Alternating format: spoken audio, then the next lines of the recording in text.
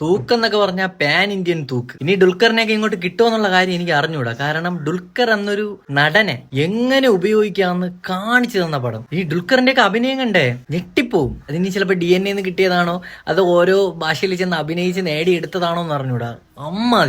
അമ്മാതിരി അഭിനയിച്ചിട്ടുണ്ട് ഈ പടത്തിൽ. പിന്നെ ഫസ്റ്റ് ഹാഫ് വരെ സിനിമ പോണ ഒരു ഇത് വെച്ച് നമ്മൾ പ്രതീക്ഷിക്കുമല്ല ഇങ്ങനെയൊക്കെ ആയിരിക്കും. സെക്കൻഡ് ഹാഫ് വേറെ ഒരു ട്രാക്കാണ്. പിന്നെ അങ്ങോട്ട് ത്രില്ലർ മോഡാണ്. നമ്മൾ വെറുതെ ഒരു റെട്രോ വിന്റേജ് ഫീലിൽ പോണ പടമല്ല ഇത്. ആ രീതിക്ക് അങ്ങ് പോകും. പിന്നെ അഭിനയം ആയിക്കോട്ടെ, ഇതിൽ അഭിനയിച്ചിട്ടുള്ള ഓരോ ആൾക്കാരും അവരുടെ മാക്സിമം കൊടുക്കാൻ പറ്റണ എന്റെ അപ്പുറത്ത് കൊടുത്തിട്ടുണ്ട്. പിന്നെ എടുത്തു പറയേണ്ടത് ഇതിന്റെ BGM. അതിപ്പോ ഒരു റെട്രോ സ്റ്റൈലും വരുന്നുണ്ട്. എന്നാൽ ഈ കാലഘട്ടത്തിൽ റെട്രോ സ്റ്റൈൽ വന്ന് എങ്ങനെ ഇരിക്കും എന്നുള്ള രീതിയിലൊക്കെ BGM ചെയ്തിട്ടുണ്ട്.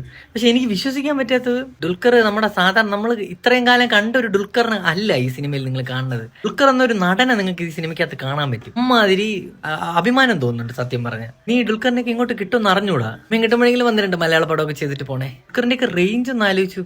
പോയി കൈവിട്ട് പോയി ചെക്കം പോയി. എന്തായാലും ഇനി റെട്രോ സ്റ്റാർ എന്നോ വിന്റേജ് സ്റ്റാർ എന്നോ എന്ത് പറഞ്ഞാലും ശരി, അങ്ങേര് നല്ല കഥ നോക്കി എടുത്ത് തന്നെ ചെയ്യണത്. അത് ഇനി പറയാതിരുന്നത്. ഞാൻ തന്നെ ഒത്തേക്ക് ഇറങ്ങിയ സമയത്ത് അമ്മാതിരി കൂക്കിയിട്ടുണ്ട്. പക്ഷേ ഡിലോ എന്ന് പറഞ്ഞാൽ ഒരു രക്ഷയില്ലാത്ത അഭിനയം.